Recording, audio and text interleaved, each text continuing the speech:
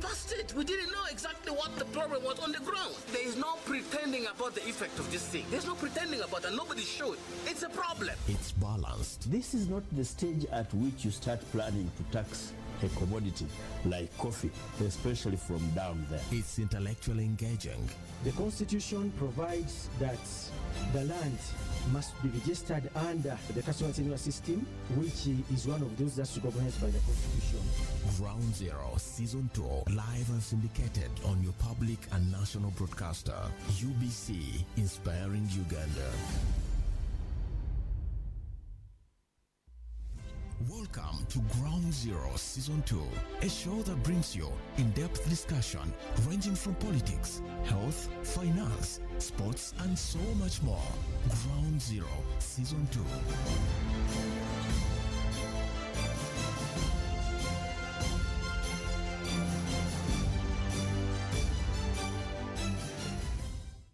Welcome indeed to Ground Zero program, coming your way today, the 21st of September, the year 2024. It's a Saturday, and this Saturday we are coming your way with a very interesting interaction.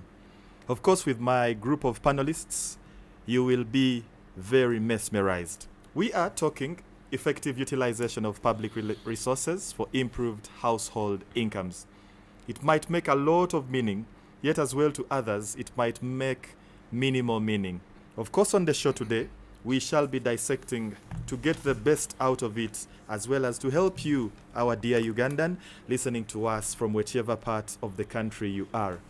My name is Kent, at the midst of this interaction, and I am joined by three beautiful voices, but as well three wonderful brains for this kind of dissection. Remember, we are coming to you live on UBC Radio, which is at 98.0 FM in Kampala, 97.4 FM in Arua, and 99.4 FM for those of you in Lira. Otherwise as well, we are live on UBC Butebo, which is active on 96.9 FM in Mbale, 98.4 FM in Soroti, and we do stretch as well to our other sisters, UBC West Nile, that is 98 FM in West Nile, and UBC Magic 100 FM.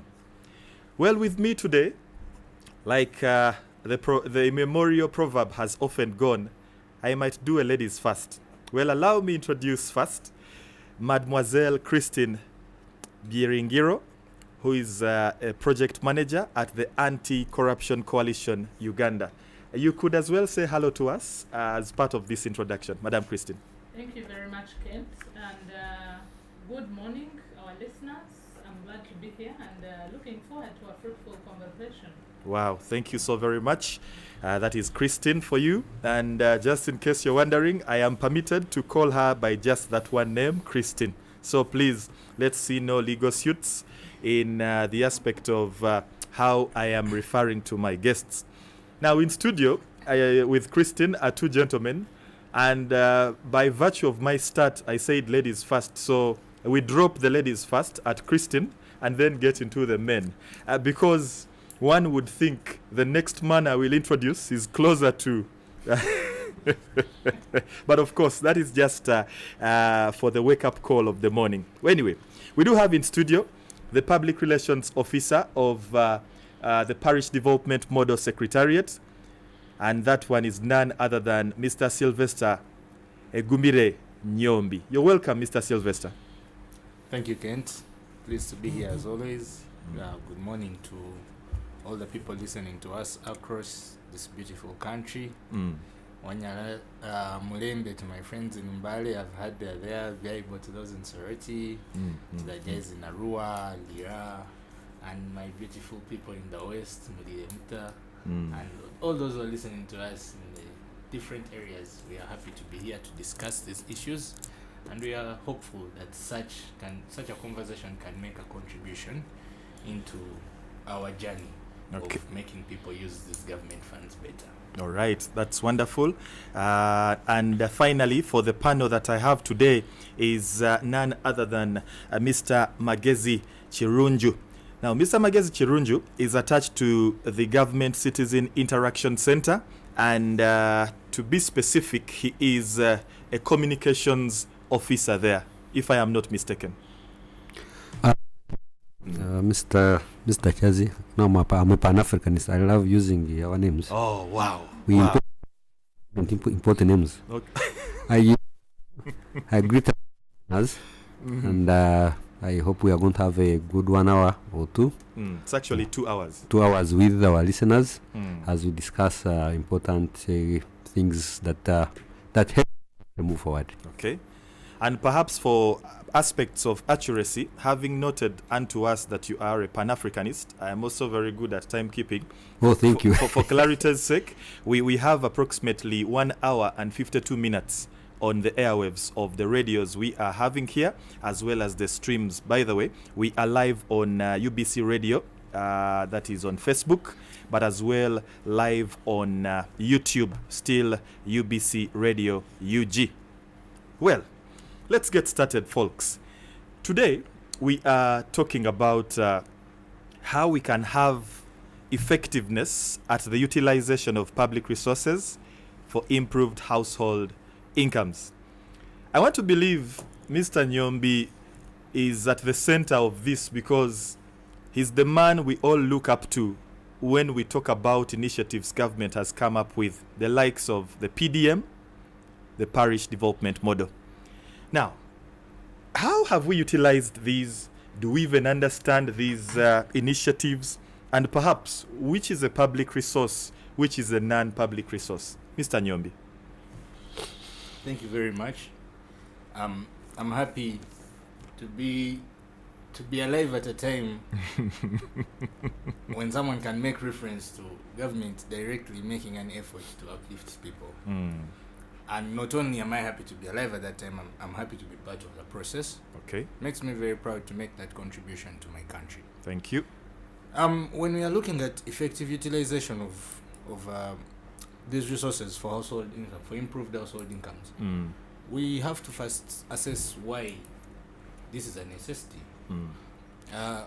Many times the criticism of government programs, especially those that have capital involved, giving people money, is that it is poorly planned, it is not well thought. Some say it is a political gimmick simply to impress voters or to thank them for their loyalty over the years. But we have to look at why this is put in place first, very logically. And the issue here is, as a country, we have a lot of reliance on tax as a source of income. Yes. There are also other avenues, but for the benefit of this discussion, I think I will stick to tax. Okay. So, for everything that everyone purchases, there is a tax you're supposed to pay, which means that a population with a higher purchasing power also has a higher ability to pay their taxes. Collect enough taxes. And that means that the country gets enough money in its basket to do other things. So, when you look at Uganda, we have a significant percentage of the population, 39% of the population, that is living in subsistence. The issue with this is these are people who are largely dependent on others for survival, for money. They cannot save their own money. They do not have a standard income coming in. They cannot invest. And as such, they become a burden to those who can. The tax burden becomes heavier on those that can be able to purchase, and those who can't become a dependency or a challenge. Yes. So when we look at improving household incomes, we are simply saying we want to boost households to have more purchasing power, to have more money, or basically to be in the money economy, not to just produce to eat, but also produce to have some money in their hands. So now that we know that it is very important for us all to be able to purchase, to have purchasing power, to be in a money economy, then it means we need to put focus on uplifting those who are not yet there. And that is where something like the Parish Revolving Fund under the Parish Development Model comes in. Okay. I believe it is the same thinking for other government programs, which unfortunately I'll not be able to speak for at the moment, maybe later in the discussion. Okay. But for now, I think I'll focus on the PRF. So when something like this comes, and we are talking about making it effectively used by the people, I think there are some things that are also important important to note, the first is we are, if people do not have purchasing power, then it is most likely that when they get access to money in any form, be it capital, be it a grant, be it a gift, they are not going to use it well because they have already pressing matters, already pressing priorities that they are going to push for first. So for such people, it's important that we instill knowledge and skill in literacy for them to know that when you get money, this is how you can use it to multiply it. That is a challenge that very many of us have, even those of us who may be out of the 39%. Financial literacy is very low, so that is a very core point to create. Okay. And then the other is more of a personal issue, to be honest to the self. To say, I received this money to invest it in my poultry business, I will do exactly that. And then because I have other matters, I think they can wait until the money has multiplied. Okay. Our challenge so far is that the second part is very low. Sometimes our beneficiaries are not honest to the self. They say, but recently I was in Nakasongola, and one of them asked me, but you be honest also to yourself. I was making this same point, and said, you also be honest to yourself. If your children have no food at home, yes, there is no mattress, the roof is leaking, and you give me $1 million shillings, you're telling me I'm supposed to invest it in my fish business. How exactly am I supposed to do that when I have to treat my child and things of the sort? And you can understand the humanitarian perspective, but the point here is, it's a simple philosophy. Tolianga capital. Let capital be capital. Let capital be capital. If you need money to eat, source it somewhere else. But money you've got for business should be for business. Okay. Don't let your business down. So those two issues, I think, are very important in this discussion. It is what I want our people to take away. Okay. Let it be painful that you're making a sacrifice for a greater good, and then you receive the rest of the knowledge you need to make the best decisions, and slowly, gradually uplift yourself and your people.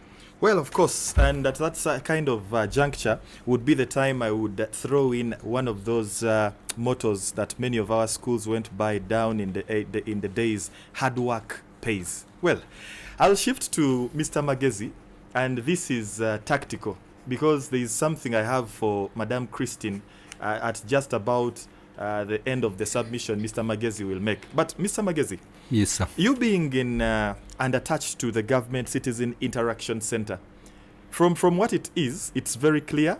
It's government citizen interaction.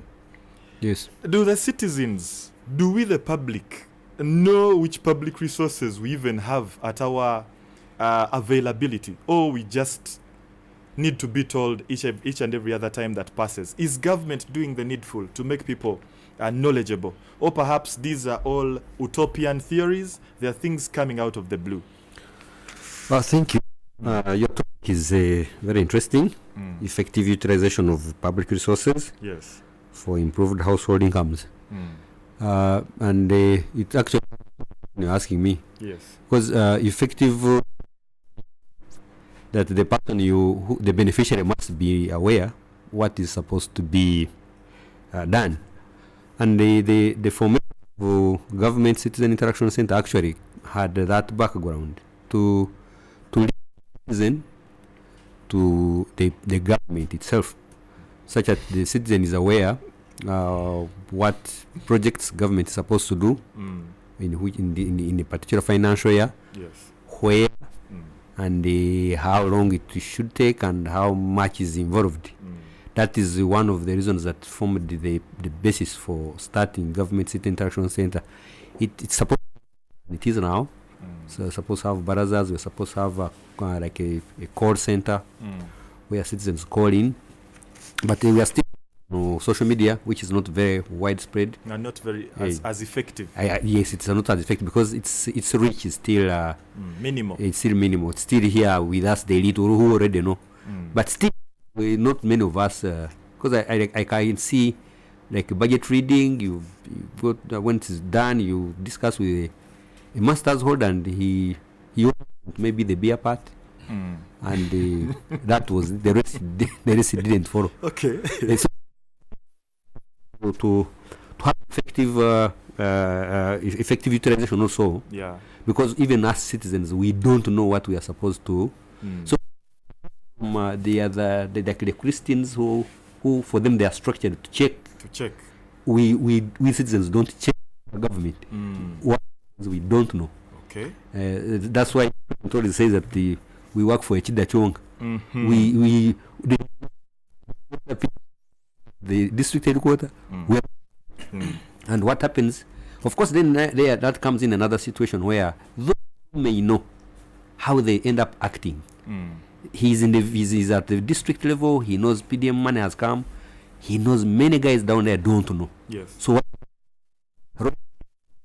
of beneficiaries and brings it at the headquarters. And of course he tells the people at the headquarters, now that's an element of corruption. These are in this these ones are in a chain. The PDM officer, if he's coming from Kampala, ghost citizen, he may release the money. They need to do to see how citizens are doing. Like, when did the money come? So we the citizens who are given a chance to lead our people, if we are not patriotic, if we are selfish and corrupt, so we end up also fading the money, the resources, the initiatives completely. So we still have a gap where citizens are aware. What are we supposed to benefit from 2023-24 budget? Yes. As say Rukunjiri district, as say Chisoro district, what was in for us there, such that they can even go and pressure their representatives from MPs to RDCs. We have a project coming in this financial year. What is happening? Because if you are halfway, then you realize by the time money comes, we need to do the job. Because one of the other challenges we have is our expenditure versus the law itself. Yes. If money comes late, many people just return the money because we cannot start now and then beat the law. Yes. So rather than put ourselves in the fix, we would rather return the money to Treasury. Yeah, and often that has been happening. And it is very, very bad. But I think they are people who, our bosses at the highest level in Ministry of Finance, they know why that happens. But so you're very, very right. We still have between the citizens checking their own leaders on projects. That one you are very, very right. Magezi, let me ask you before the microphone eventually falls the way of Christine. Yes. Which ministry do you fall under? Because I would believe struggling with such a load and a burden would be much easier if there was a ministry above you, or maybe an MDA, rather a ministry, a department, or an agency. Where do you fall? For this State House. Wow. It used to be an ICT. Did you say you don't have money? Is should funded.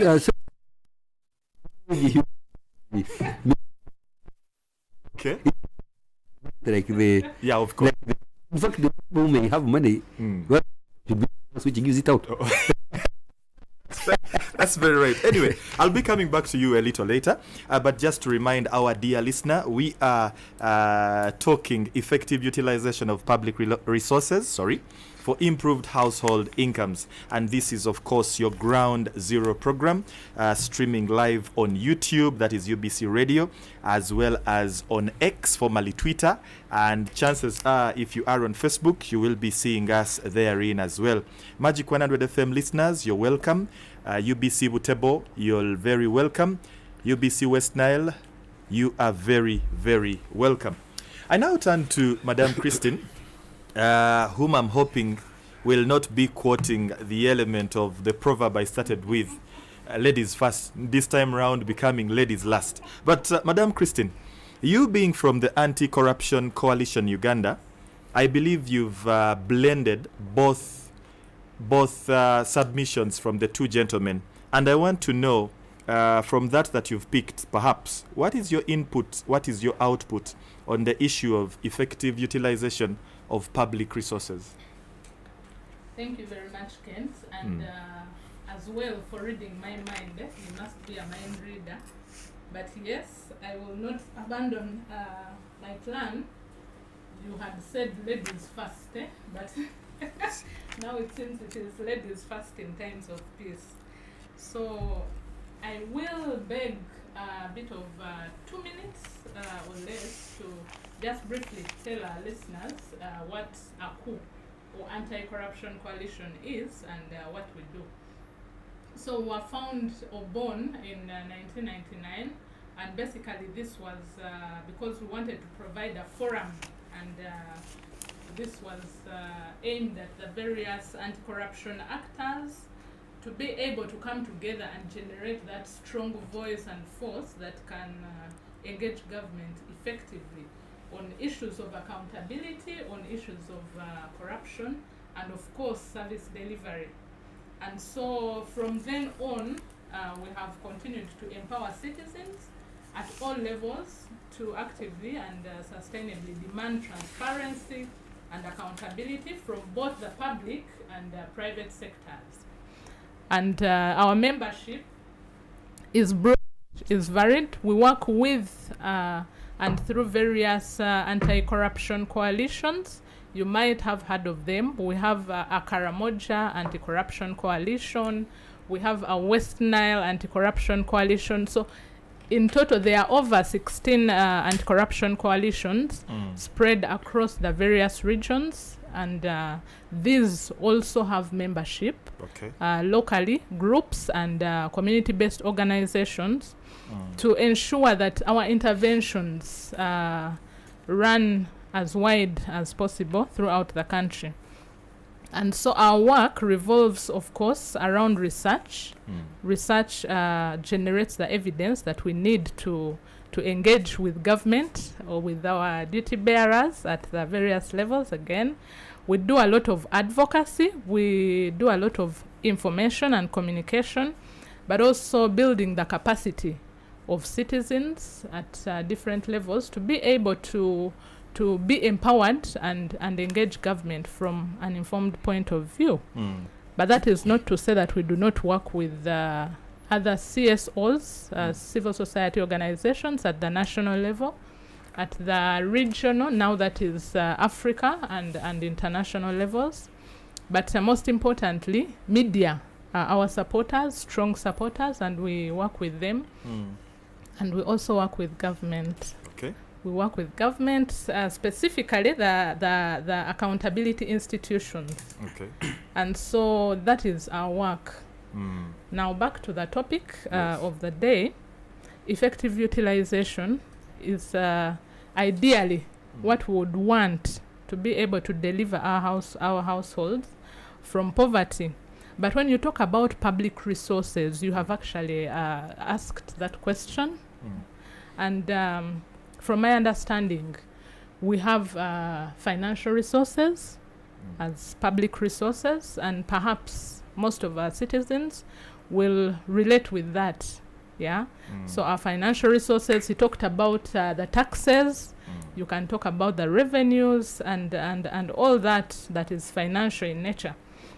But we also have physical resources which we own as citizens, and these are basically what is bought with our money.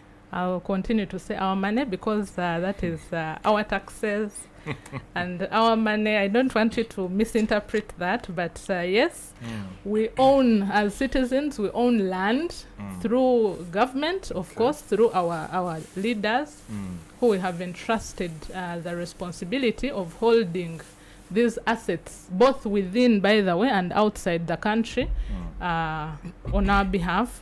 But we also have social services, which are public services. Okay. And these are what is procured using citizens' money, using public money. Yes. And so talk about health, talk about education and etc. So all that is public services, public resources. Okay. And so when we talk about effective utilization, I want to first of all credit government. I do not want to start off on a complaining note. Okay. To be honest, government has done something. They have done something, but a lot more needs to be done. And that is where I come in. I'll not give you all the rosy pictures because I have I have my colleagues Sylvester and Magezi to do that for us and You give can us also give us the and give us all the numbers. The figures, the statistics. Yes, they have all these statistics. But mine, I do not again want to be critical, but I want to I think. But no matter how much you wouldn't love to be, that is who you are as a coalition. Yes, no, we are not. Yes, we want to check. We want to bring out the facts. Yes. Yeah, we don't want to just To speak- dilly-dally. Exactly. Or sugarcoat. Sugarcoat. Thank you. That is the word. That's yes. wonderful. Yeah. So we see that we have quite a number of public resources, but the way we have utilized these resources, both by government and the private sector, the citizens. But our focus now is on government as our big brother, as the one who is supposed to hold this on our behalf.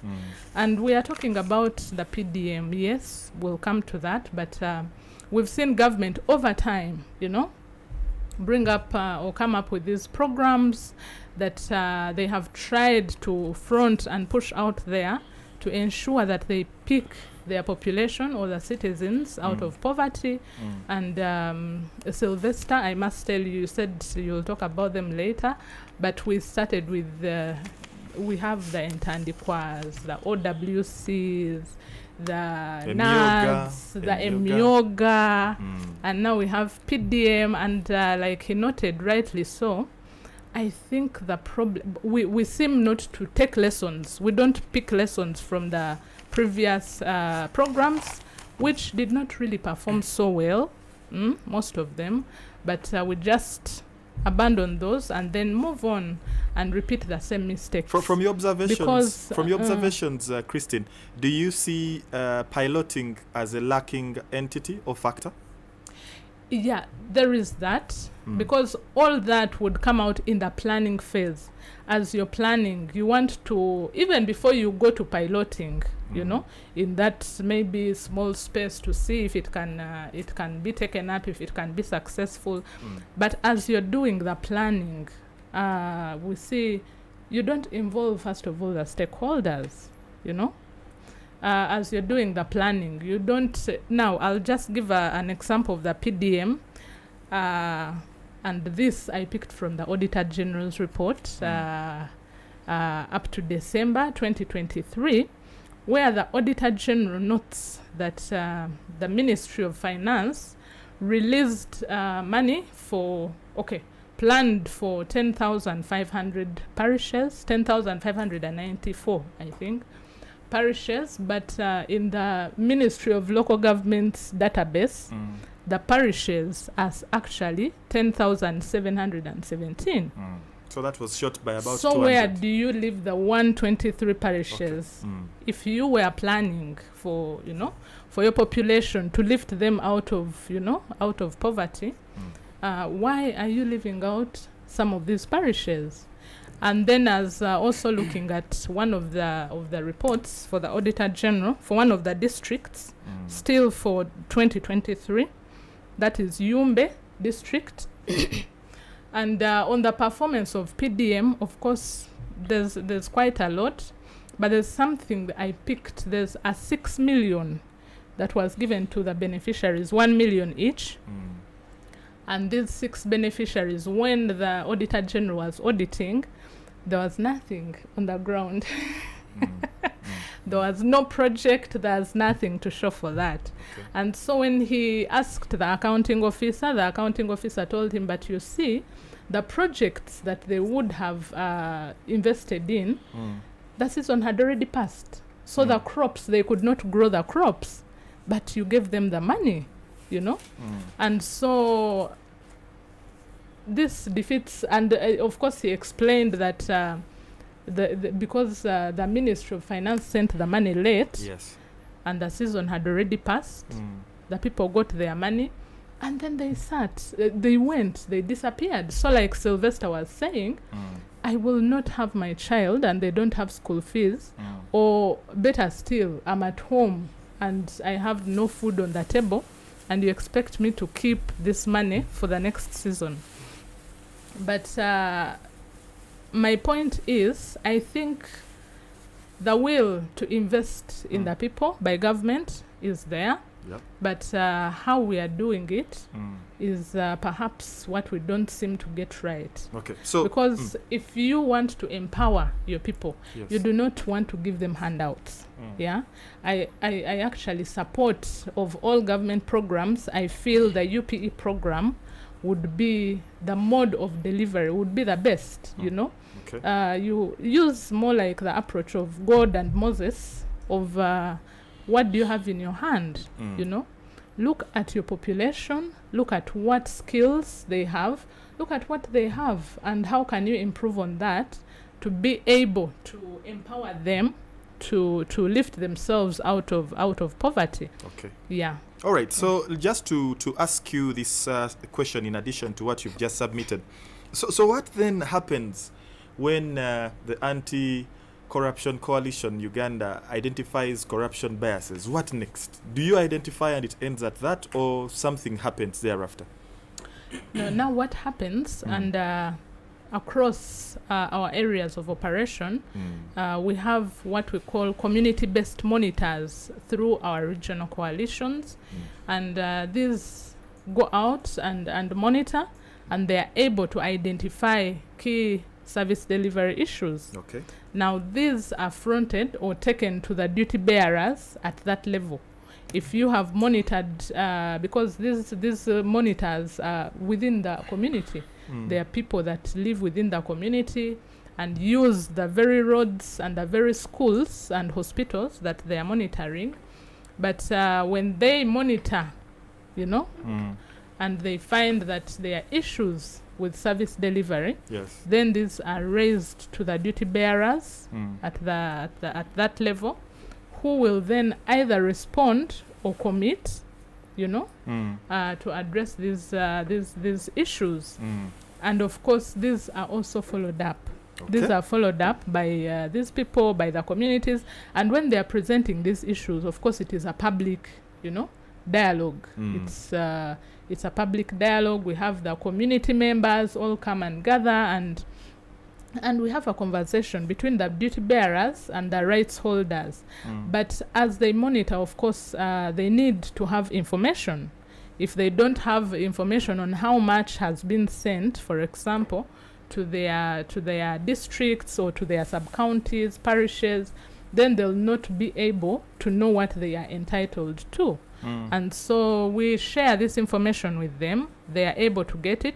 We have Ministry of Finance website, the budget website, which posts this information sometimes, because sometimes you go there and that information is not there. Yes. But we also know, because now that we are talking about service delivery, we have seen that government has also not come out to actually educate the people and tell them what services they are entitled to or what they are supposed to receive. Okay. And while we know we have the Ministry of Public Service, which has developed standards, they are public service delivery standards that are supposed to be there. And these basically to guide the community or the citizen to show them that this is what you're entitled to. If it is a hospital, this is what is supposed to be there. Okay. You're supposed to have maybe how many schools in your district or in your sub-county. All right. And so they set the standard. But when you go down to the districts now, ideally we want to see client charters. The district should now get these standards and make a pact or commitment with the citizen at a more personal level, and show them that while you're entitled to this, we are committing to provide this kind of service, you know. Okay. We are committing to maybe to treat you when you come. You should find these medicines, you should find, you know, all these services. Okay. But sometimes we do not see, while some districts do not have these client charters, most of them, and even those that might have them are not pinned up there So basically, the information is not as available as it would be. It is not. Sometimes, in most cases, Okay. it is not. Madam Christine, I'll be getting back to you a little later. But I was actually trying to look it up from the government gazettes and other documents. And one thing that came into the interaction of what I picked is public resources are the monies, the time, the property, the facilities, the equipment, and supplies of the executive branch of state or government. It could as well be a county, a city, a public school, or any other political subdivision.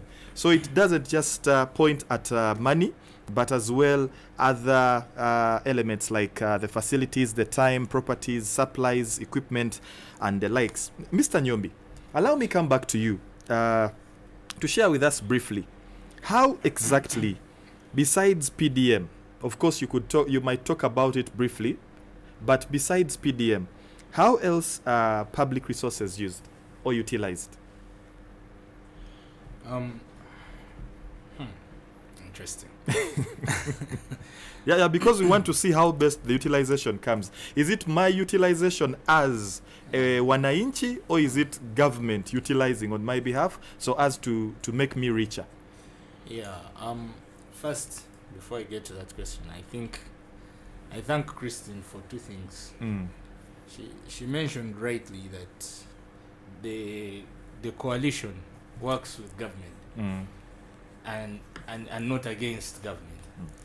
I think, especially when it comes to our opposition politicians, they mistake that accountability to being against government. Yes. But this is what accountability means, to ask the difficult questions, to guide, especially. Yes. And when it comes to guidance, the second thing I'm thanking her for is she put the debate in a good spotlight. Okay. Took it away from resources to mean monetary resources. We always think in that direction, rightfully so, because many times everything sprouts from there. But we have a lot of resources at our disposal. Okay. The very first one is the sweat capital, and I'll take it back to PDM. It is very important when someone is filling a business plan to apply for a loan. That is one of the things they have to show, that this is the sweat capital I have, that before I can think of using some of this money to pay for labor, this is what I have in my household. There is, of course, the issue of land that she talked about, and then the others, which for me are also very interesting because under PDM they are also very considered. For example, schools, public schools, UPE schools, we are targeting having a UPE school and a USE school in every single parish in the country. We are targeting having at least a health center, 3 hospital. We are targeting having a good road network, bridges for places with water bodies, feeder roads. We are talking about accessible internet. We are talking about all these public goods in the parish development model. And the shortage of knowledge limits us to thinking that parish development model ends at parish revolving fund. And that is our task every day. Even on a platform like this, when I have a microphone, that is something I'm always happy to inform the public about. This is parish development model. It is not parish development money. There is a development aspect which is wholesome for the whole parish. So when it comes to the utilization of resources, all resources as we have now understood, government is a custodian. Government has the capacity to hold and keep these resources on behalf of the public. Now, the government's part in that situation is to create structures for use and avenues of access where people can be able to find these resources and use them very well. Now, on the part of the beneficiary, on the part of the Ugandan, the part of the citizen, it goes back to the 2 points I mentioned earlier. Because, let me just shed a little more light on this. When we talk about other government programs and us not having learned from them, I think there is also some bit of of inaccuracy. Okay. There. I knew, Because- I knew you noted that because I saw you writing when Christine made mention. Yeah, there's a little. We have learnt a lot. We have come a long way learning, and just testament to the fact that we have learned is, out of the targeted 3.5 million households that want to capitalize by 2026, we've already by March 2024 we had already reached 1.5 million. Whoa. Okay. Already, 1.5. yes, 1.5 million people, each having received $1 million. Now, in the same vein, the Ministry of Finance has already capitalized these parishes, these PDM circles, with 2.2 trillion at the moment. So that means there is still money that is still moving. If we were to check on the PDMIS system right now, you could find that the number has shot up to like 1.9 million or 2 already. So that success alone, I don't know if other programs had that kind of number, but the fact that we've been able to do this in 2 years of existence with 2 to go, I think that's testament to the fact that we've learned. Then secondly, the fact that PDM is structured in a way that is not limited to providing financial resource is also an indicator that things are a bit different here.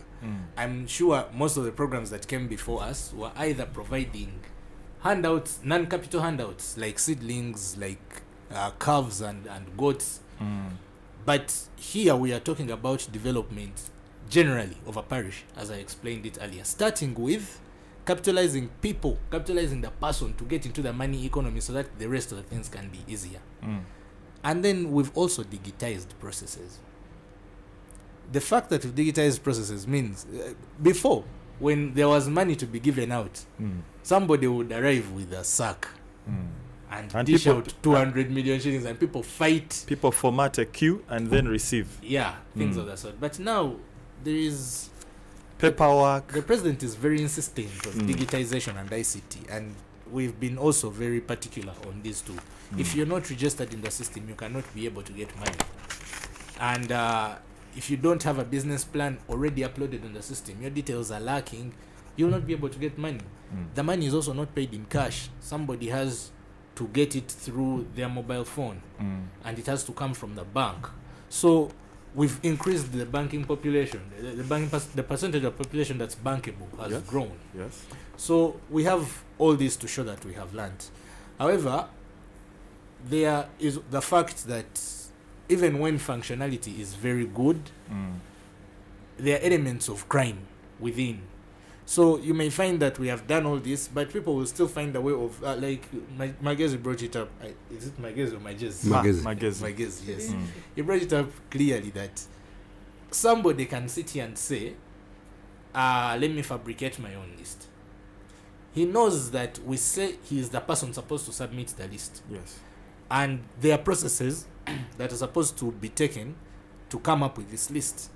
But because he's aware that I'm dealing with 39% who have no knowledge, then I can go through the processes. They give me the list, I put it here, they stamp it.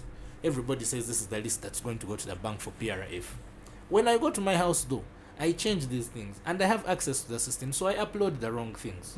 Now in that situation, you can't blame PDM, you can't blame the government for anything there, because the system is clear, but this individual is the criminal. It is not a functionality issue here, it is criminality. Okay. The person in charge is a criminal, and if people whistleblow on that person, then the action that is taken against criminals is taken upon them. So effective usage becomes the issue is, do I want to get out of poverty myself? You hear people say they have 10 acres of it's very interesting. You go to Nakasongola and you're looking for the poor. They told me something very interesting there. Yes, In yes. other places in the country, people were being denied entering onto the system for PRF because they have big chunks of land. They have a big resource of land. Just like some of us were denied Nabanja welfare during COVID-19. People would simply tell the LC, Abobach komera, tebeta gamere. And that's grounds for you to... Yes. And somehow they are right, because surely why would I be considering you in your Chikomera and there's a person with a single room with a house that's about to fall on them I'll give them priority. So even here it is similar. Just Chirumamu. Okay. Even here it is similar. So here in not in Kampala but in other places, land was a factor for you to be placed outside the 39% that you own that kind of land. But when I reached Nakasongola, they're telling me that here the poorest person has about 10 acres of land. You get? But then you would still see these 10 acres and they are not doing anything. The 10 acres are there. You get? And the person is saying, I'm waiting for this 1 million from PDM so that I can put these 10 acres to use.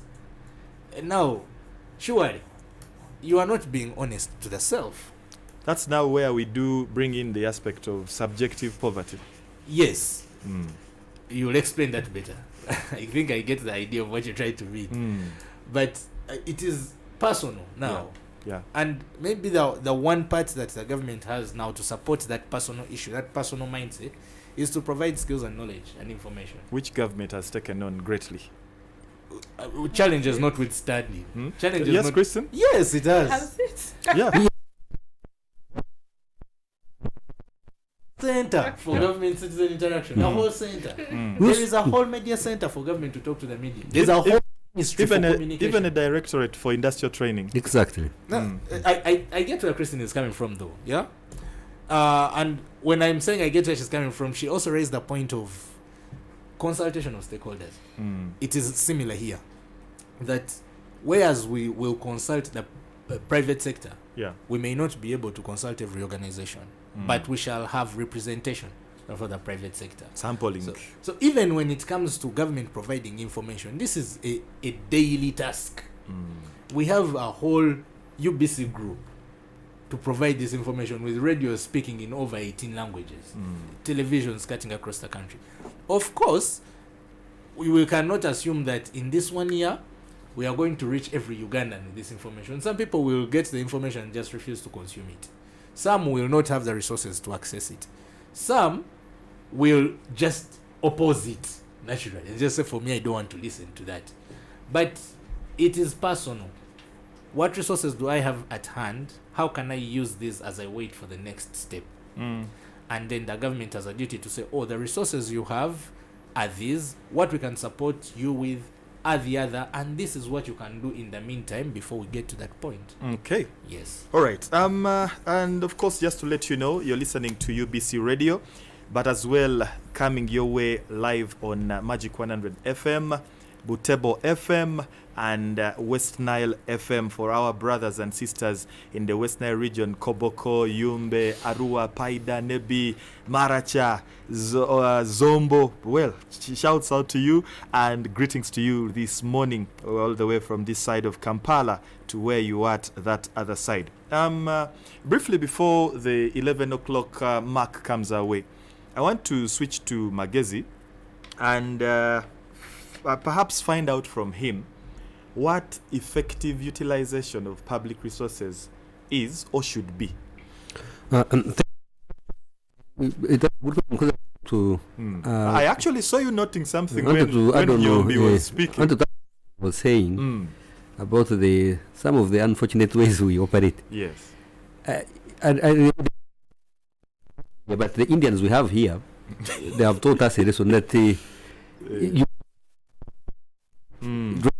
think. By the way, let me just interject you a little. Yes.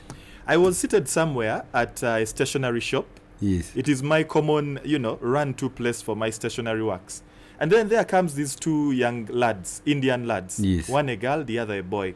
At most, in fact, I was told they are in primary 4 and the other in primary 5. So you could as well estimate their age. Exactly. So this guy does their work and eventually they ask how much. He tells them 2,000. They insisted 1,500.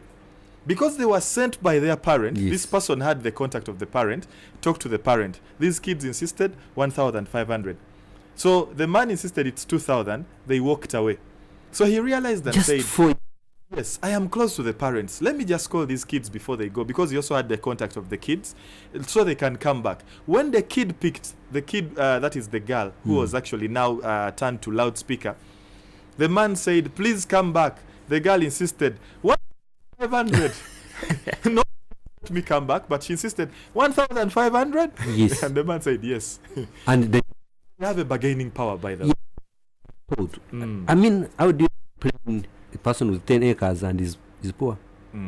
That's effective. Because resources that the government deals with, Yes. well, security is number one. Okay. If that one is provided, it's a government job. And minus security, you'll not You do cannot well do your if- dealings. Even if you have 100 acres, if you have there's no security, you are basically can't do anything. The second is the education, to teach you how to survive on your own Yes. without the government input. The other is infrastructure. When the government provides those three, the other can come in along the way. So the most important public resources that government puts out there, so that we citizens can utilize. But because of our colonialism, I don't know whether we are like, because we Africans were having a problem of transferring wealth from one generation to another. The man dies or the lady dies, and the company collapses. You're like, wow, these guys are reached a billion of operations. How can they just simply collapse because the other man has died? So at family level is still lacking. However, government, I saw when in 2008, 2009, when the American bankers disorganized the global economy. That is the credit crunch. The credit crunch. There is some concept which I saw on CNN. I took it. Actually, it's because Richard Quest now dramatized it. It was called easing. People and the over money. So what the government did from the Richard Quest kind of put empty glasses in a kind of a pyramid upwards. Yes. With the one glass at the top. So he started pouring water. So when it spills over the next round, the next glass, until all were full. Yes. So that was how the government decided to handle. So like Uganda, that's what it does. That addresses what Madam Christine was talking about. Okay. The programs. Because you go to individual business, because if you bring a program like a Myoga, it's sort of a quantitative easing arrangement.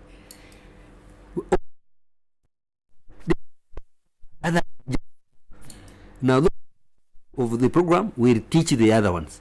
So that when you bring the next program, because even at private level, if you for a discussion on business, he will tell you collapse like 10 times.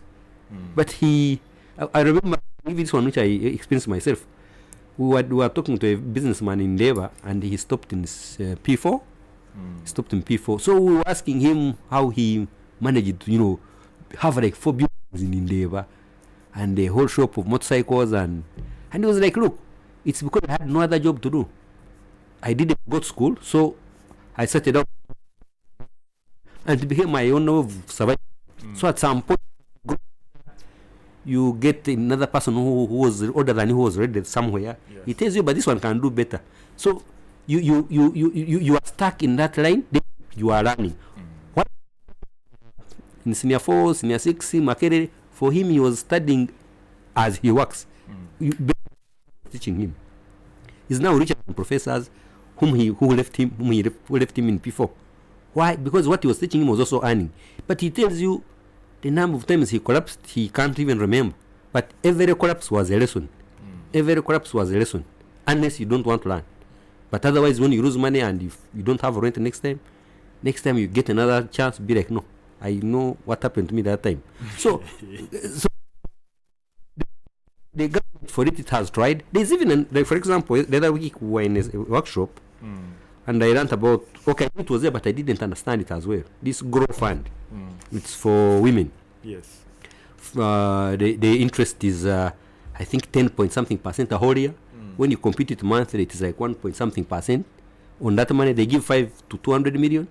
Now the problem is, our communities are not organized. Like what Nyombe was saying, are you registered? Do you have a TIN? Do you have, a bank account? To your house. You come driving and they put it in a bag. They would want that money to be processed, Yes. They transfer via wire to your account. Then they also probably see what you are doing. You also have proof of what you are doing. So our biggest challenge is personal organization. Are we organized? Do we have legal entities that I can say? Because remember, like when the general is making a report, like on grow, you cannot say I gave money to Magezi. He came here. He told he has a business, so we gave him. No, you have to show there was a legal process followed. Yes. And you also gave Magezi, who owns a legal entity. Okay. So that when there's a problem, he may corrupts with your money. Yes. You can actually send a group there to help him recover, because what he's operating is illegal. Probably the government can say, okay, you can they stay his taxes for 6 months, but you cannot stay taxes for somebody who is not registered anyway. Yes. You get it. So the challenge, government is doing its job. It's trying. It may not be sufficient enough because sometimes the budget may not come. But not appropriate that money. They will put it on paper. But otherwise, the major resources to business, to enable us to do business, most of them are there. Bigger people are still complaining about the level of taxation. That one is a discussion for another day. But you can understand them. But otherwise, the government is doing its bit of providing the enabling environment for business. Recently, as I conclude, Uganda Investment Authority had been under criticism for favoring foreign direct investors. But now they opened a branch, a department for domestic investors only. So if you're a domestic investor, you don't just go to Uganda Investment Authority and enter any office. You have a department where you go and your issues are dealt with. Okay. Wow, very interesting there. That is Mr. Magezi Chirunju, and he happens to be a communications officer at the Government Citizen Interaction Center. That is the GCIC, Uganda. Well, we are just a few seconds from the 11 o'clock hour, and I will request that you, our dear listener, allows us to take a break, a very short break, so that when we return, we get into the conclusive part of the show. Remember, you can as well save the studio line for later use. That is 0776 511 426. 0776 511 426. It will definitely come in handy within the next hour. But just to remind you, we are tackling effective utilization of public resources for improved household incomes. My name is Kent. We return after this short break.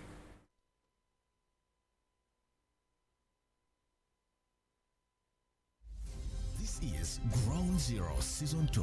Stay tuned. We shall be right back.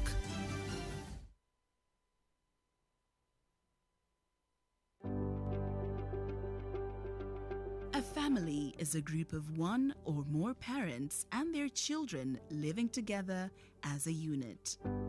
Sometimes this unit extends beyond the nuclear family to include relatives and grandparents. Every Tuesday night at 10:15 p.m., UBC Radio brings you The Family, a radio show that navigates through family affairs for peace, harmony, and unity.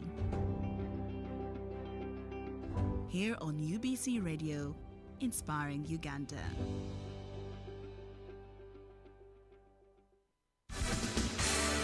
The Education Forum program. Education Forum, a platform for trends and developments in the education sector. We are your reference and reliable source of information. The Education Forum, right here on UBC Radio, inspiring Uganda. Don't Don't miss UBC Radio Ground Zero every Saturday from 10 a.m. to 12 p.m. We host credible and relevant guests to discuss pertinent issues of national importance aimed at addressing people's concerns. As a country, if we don't fight this vice of corruption seriously and with honest opinion without any bias, things will not be good for us.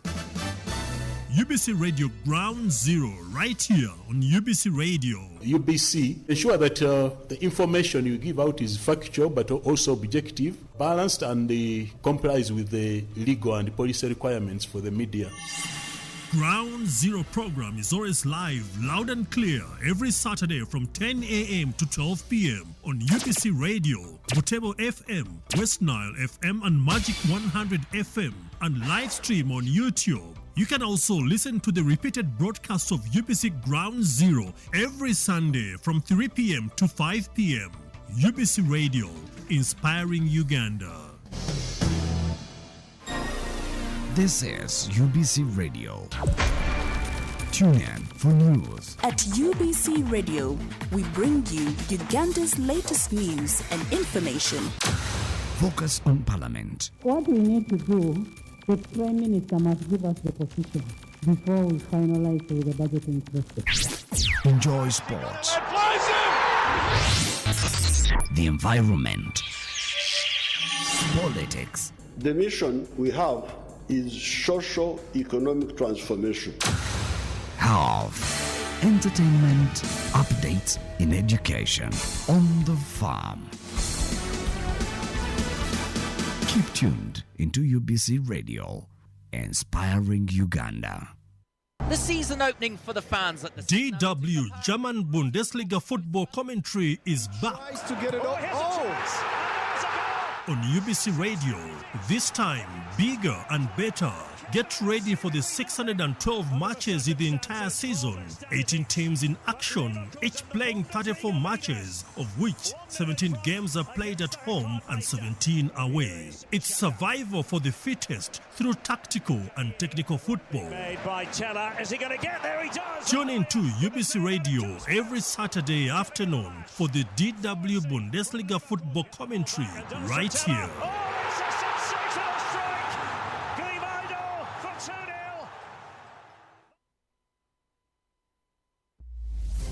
Welcome back. Ground Zero Season 2 continues.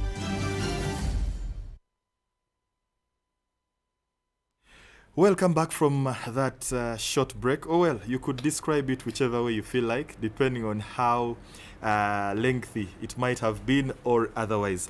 My name is Kent and it is UBC Radio coming to you live as well on UBC Butebo, on as well UBC West Nile, and our very own UBC Magic 100 FM. Remember, we are streaming live on YouTube, that is UBC Radio UG, as well as on Facebook at UBC Radio.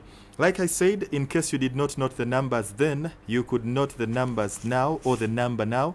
It is 0776 511 426. Our studio line is 0776 511 426. It will be coming your way. It will be available to you in a little while to come. But as of now, let's perhaps have the final input to the whole shaping of how effective we can utilize public resources for improved household incomes. Now, during the break, there's been a heated debate that is within studio, as the panelists were agreeing to disagree and at one stage disagreeing to agree. But how about we pick it up from that break and the exchanges that we've been having therein. Christine had a bit of a view as far as Mr. Nyombi's submission, and it looks to be there was an agreement between Mr. Nyombi and Mr. Magezi in as far as the disagreement that Christine was presenting. Christine, why are you instigating? I know. You're setting up the blue cone and the red cone. The eyes and the ears of the listener. So Kent is just adding firewood, trying to add the firewood so that it can go up. Okay. Well, mine is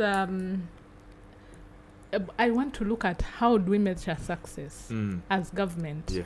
We have submitted, and of course there are quite a number of institutions, including... Because interestingly, Christine, yes. the question that I had noted down for you from the break was, besides public being knowledgeable or not, what else should be done to help them get to where we need to get them? Okay. Yes. Yeah, so in response first to Chirinshu and Sylvester, well, we have Sylvester read for us quite the 3.5, the target was 3.5 million for each of the households?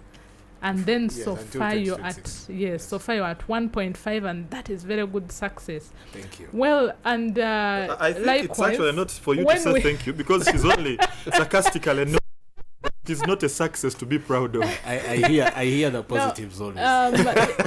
Even with the institutions that we have put in place, we seem not to see the objectives or the outcomes on the other hand. So what could be the problem? And that's where I want to come in. Yes. Yeah, because even here I was busy telling them, and trying to say congratulations maybe to Ministry of Finance for moving away from output based to outcome based budgeting. Okay. Because you will throw all this money, you will throw all these resources, but if the other side does not receive and use these resources as they're supposed to be, then you will not see the household incomes. And then we were talking... Come in. It's okay. Rejoin briefly. I just want... because it's her time. For the benefit of everyone, myself inclusive. Yes. I want Christine to help us understand this output-outcome difference. Budgeting. Yeah. Yes. Yeah, let's not... Yes, ideally, just like you hear the words output, is what you're telling us here. The 3.5 million, we had planned to give out 3.5 million. We had planned to give out how much, and we've given this out. This is output. You tick. You tick. These are your outputs. But then if you're looking at outcomes, you look at your objectives, If my objective under PDM is to deliver so many people out of poverty or so many households, So as I put out these outputs, of course you have this whole process, What has come out? What is the outcome of this financing? Have I seen some of these households, Have these households come out of poverty, and then maybe they are replicating, For example, one of the objectives is that you will give money to these parishes under the parish revolving fund. They will use it and return, Now, when they return and the others are also benefiting and using and returning, those are the outcomes, And that is what you want to focus on, not just that I gave them this money, I have finished, I have been successful. You want to follow then and see what has this money I think done. Justice to Nyombi, because perhaps that part he did not make mention clearly, but the benefits and the success stories of PDM, we've actually, as well as a network UBC, been running on a basis that has been monthly. So wonderful, by the way. Yes. I'm happy I wasn't the one who said that. But it comes at a cost, though. So you might have to see about your mobile money. But in form of asking Christine to kind of clarify. Yes. Because you see, the government programs have been changing from Bonabaga Gawale to Bonaba Kolebatia, Bonaba Some. Now, to Myoga. Now, she says we should look at we should use the budget, which is outcome budgeting. Yes, actually, that is what we are using. Now, I thought if you are planning before you even give out any outputs, your outcomes are the ones which normally determine how you're going to do your output. That's what I thought. And besides, these programs, your probable outcomes determine your input. Exactly. That's why I'm saying that government programs have been changing because of the outcomes that came out of the other one. So you change it too. That's what I also thought. So you want me to respond to that? Continue. If he's asking, imagine how many people ideally, when I'm coming to audit you, I'll just audit you against, what did you achieve against the output, what you had planned. What did you achieve? So my but output now, is the beyond plan. that, the plan. And Because my outcome is the result. Exactly. But what comes out? It can be immediate. No. That is what it used to be. But then for effective service delivery, in the wisdom, and rightly so, of our what are they called? Our thinkers, our planners. Our financial managers. Our planners. Our planners. Masterminds. It was decided that it is better because it had all these challenges, outputs I have delivered. Did you give out the goats? Yes, I gave them out. Did you give out this 1 million, the 6 million to the households? Yes, I gave them out. In simple terms, or not, because I want us to utilize this hour in a swift way. In simple terms, you're giving advice to Mr. Nyombi to have a kind of program that revisits where they've actually started the last 2 years and see what is on the ground. Yeah, actually, what he's saying is that the government just put out money and come and account. You told me to take 20 goats, I did. Whether they ate, whether they didn't eat it. Okay, Exactly. yeah, I understand what he's saying now. Okay. Yeah, so now moving on, that is one. That is where I would want government to look at, but also to note that the debate of the land, of the gentleman with so many acres of land and was waiting for the 1 million from PDM. So where is the gap?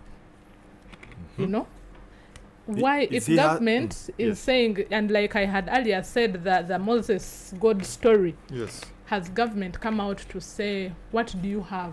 First, look at what each person has, As you're planning, you want to first do a needs assessment before you can roll out, your intervention, which you might have, properly planned. And that is why we are missing out some of the 123 parishes, the gentleman with all these pieces of land, because while we have the mindset change as one of the pillars of the PDM, and should actually come first before the rest of the pillars, we have always actually been fighting with the appropriators of the budget and those who allocate, fighting with them that they should allocate money and resources to mindset change before they can go to pillar 3 of financial inclusion. But what they do when the budget is, like it always is inadequate or not enough, we see government saying, no, let's first send out money to the parishes, to the people. And how do you give money to someone and you have not, educated them, you have not improved their understanding, their skill on how they're going to use this money? And so that's why we see a lot of misuse. But also you will kindly remind me, but I know that... I was asking what else should be done to alleviate the situation. Yes, what else should be done? And we want to see it right from the topmost level, because the resources and their utilization is in very different quite a number of forms, The resources we've talked about, they can be monetary, they can be physical, but we want to see government come out and emphasize more education and skilling other than, throwing handouts out there. Okay. That is number one. But also number two, government should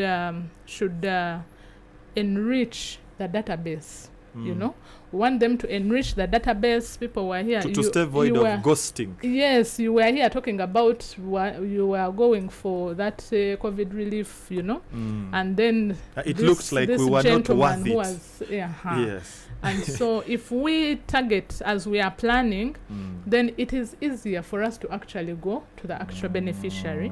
Number three, we want to see government get these resources and improve our SMEs, businesses. They are ailing, they are falling, almost falling, but you're getting money and just throwing it at people, knowing that it will not even do much, So for those that are already there, And I know you're going to say we already have the microfinance support center and all those, the growth and etc. But I want government to revisit the conditions if we are to focus on this, the 39%. All right. You know, we want government to improve that, but most importantly also improve infrastructure. We want to see our infrastructure improve. If, for example, instead of that 1 million that has, gone out and someone has eaten it, you'll forgive me because we are on PDM. If you were to improve a road, the 1 million, the woman or the man will get it and maybe buy food.